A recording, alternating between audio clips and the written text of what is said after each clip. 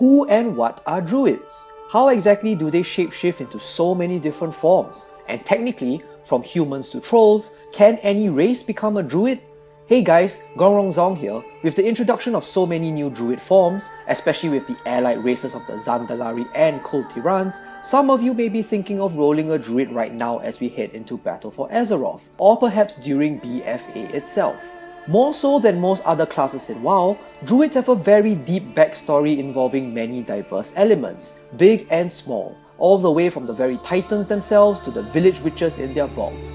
This allows you to immerse yourself in an enormous number of ways in the class. So if you want to know exactly what you're getting into by playing a Druid, this video is tailor-made just for you. Also, feel free to leave a quick comment below if you're as excited as I am about the new Zandalari Troll and Tiran Druids coming out, and let me know if you're going to be rolling as one. Now, in order to get a basic idea of what a Druid is, we must first understand that the practice of nature magic is not necessarily Druidic magic.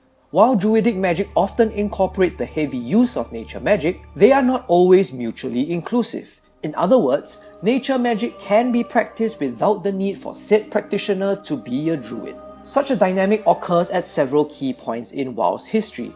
Way back, thousands of years ago, the ancestors of the modern-day Tiran, in the form of the Yongle, practiced primitive forms of nature magic. Cenarius, the demigod and patron of the very first Druids, lived among and shared his ways with them. But he did not form the very first Druids among the Yongle. The very first mortal to be trained by Cenarius in the ways of the Druid was in fact Malfurion Stormrage. So while the Tauren claimed that they were the first Druids of the land, this is not totally true. They were more so perhaps the first ones to come into contact with Cenarius, while the Night Elves were the first to be blessed by Cenarius and become actual Druids. Another example of this closer to home will be that of the Gilneans. In the early days of human civilization, some humans practiced primitive forms of nature magic, akin to your typical fantasy depictions of witches in their villages. In Gilneas, these individuals were referred to as harvest witches. Upon contact with the Night Elves, many Gilneans began to see similarities between the harvest witches and the Night Elf Druids, and so began to mistakenly call them Druids too. This, however, is simply a misconception, as the witches only had a very basic control over nature. As the events of the Cataclysm unfolded, those that contracted the Worgen curse found that their druidic powers were amplified, and were then inducted under the tutelage of the Night Elves and the Cenarian Circle in order to become full-fledged Druids. Remember this point about the Gilnean witches and their primitive nature magics, as it's going to be highly relevant to the new allied race, the Tiran Druids, that we'll encounter in battle for Azeroth. But more on that later.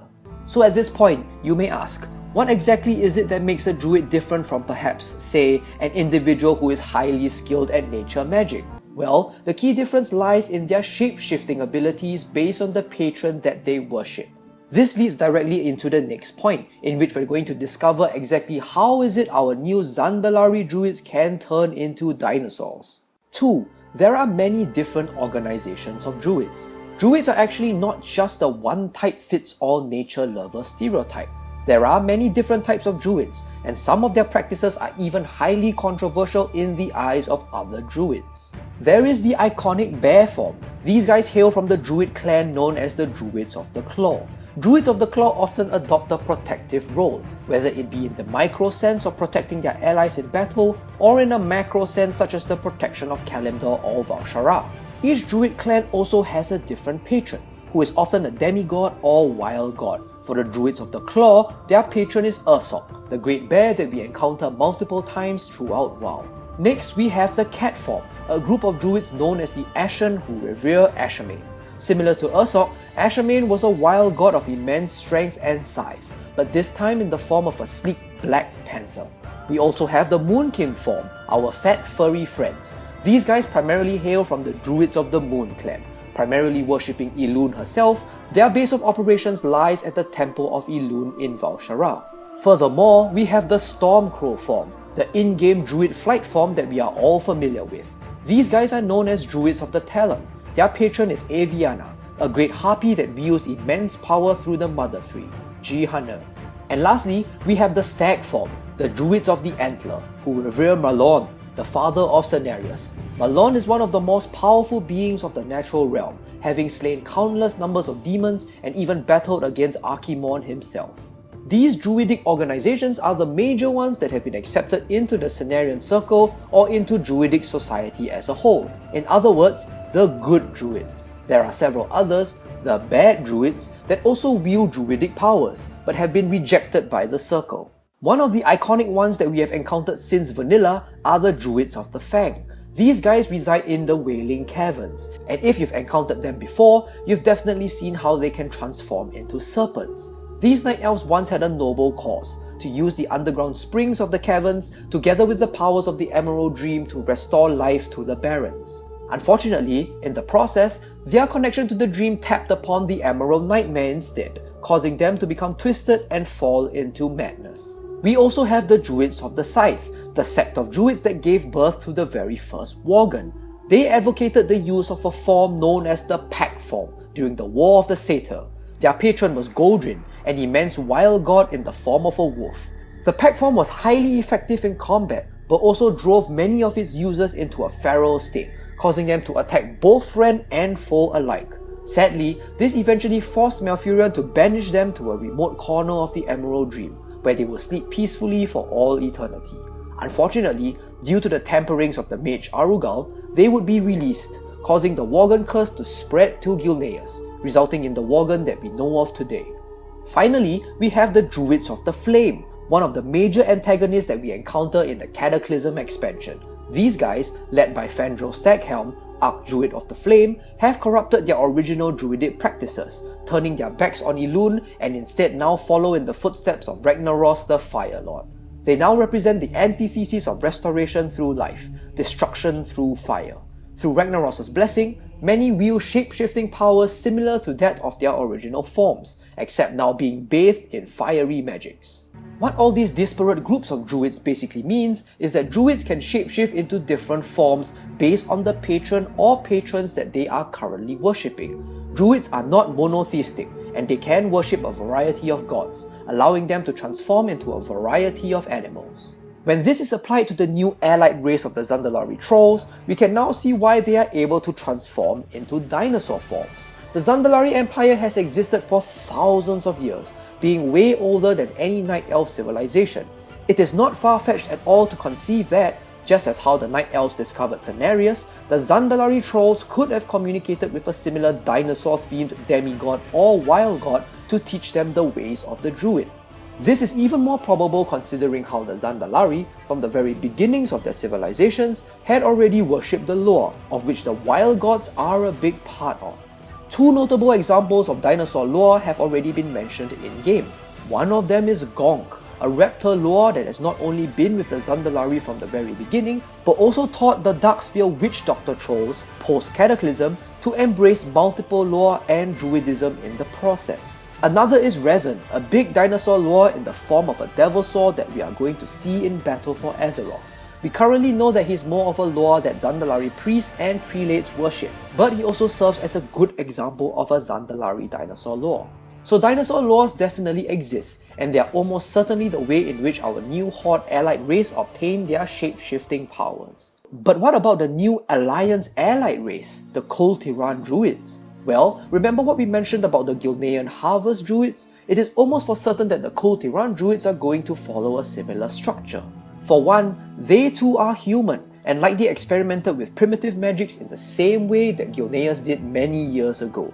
They also grew up in a similar environment, a kind of dark swamp-like atmosphere, very reminiscent of the Witcher series. 3. Their current druid forms look like an entangled mass of twisted bark and roots, very sinister and morbid looking, almost like death druids of a sort, druids that spread poison and death rather than life and restoration. We don't know exactly how they get their powers yet, but it's probably going to revolve around some sort of spiritual patron that is more death-aligned rather than life. Like the various Druidic organizations we went through, the Kul Tiran Druidic organization is probably going to count as one of them, and it's going to be interesting to see how they might interact with and get accepted into the Cenarian Circle. Unless, of course, the burning of Teldrassil significantly affects the Cenarian Circle, and Druids become a free-for-all, like how many are speculating. In a nutshell, if you are thinking of playing a druid, the number of ways you can immerse yourself in the class is literally astounding. You could be a cunning and villainous Tauren druid, similar to the Grim Totem tribe. You could be a noble and regal Zandalari druid, dismissing all other druidic forms as inferior. You could be a hermit-like loner Tiran druid, much preferring to be left alone in the swamp than to take part in the Cenarian Circle's events. If you're at this stage of the video, definitely let me know in the comments what kind of druid you might be thinking of making, and see what fun ideas you could share with everyone. 3. What is the Emerald Dream? Lastly, we come to the Emerald Dream. We can't avoid discussing druids without covering the dream. To most of us, myself included, the Emerald Dream is a very confusing concept, so I'm going to do my best to break it down in the most simplest way possible. Imagine you're creating a computerized virtual world, almost like how God created the world in the beginnings of the Bible. Before introducing all the creatures and mankind, the mortal beings of the world, imagine that God saved a version of that perfect world, Perfect World 1.0, almost like how you would save an original photo or picture in Photoshop, pure and pristine, unblemished by mortal races. That is exactly what the Emerald Dream is. So in a similar light, the Titans, the gods of World of Warcraft, saved a pure version of the world as they were shaping and molding it. This pure version was called the Emerald Dream, representing the most pristine version of Azeroth as we know it, new and untouched, with no forms of mortal impact whatsoever. Why was such a version saved? Well, there are a number of reasons, of which the key one would be that, just like how we save original pictures before editing them, the Titans may have wanted a version they could build upon again, should the need arise to wipe out Azeroth and start over. No living creature alive besides the Titans has ever been recorded to permanently change the dream, almost like a saved file that only the user can modify. The Emerald Dream, however, is not so much a physical realm as it is spiritual. Time passes very differently in the dream, and somewhat similar to the twisting nether, those that dwell within never seem to age. Since the birth of the Dragonflights, the Green Dragons have been charged by the Titans to watch over the Emerald Dream. However, since losing their powers after the demise of Deathwing in the events of the Cataclysm, the protection of the Emerald Dream has fallen primarily to the Druids of the Cenarian Circle. So if you're thinking of rolling a Druid, the protection and maintenance of the Emerald Dream is by and large your primary purpose. Why is it so important to protect the dream? Well, like an original parent source file, anything that corrupts it will have devastating impacts upon Azeroth. In the current Legion expansion, the Emerald Dream, now corrupted into the Nightmare by Xavius, is one of the raids we encounter. By corrupting the dream, Xavius is able to wreak havoc on the world, either causing people to fall into madness or constantly relive their worst nightmares.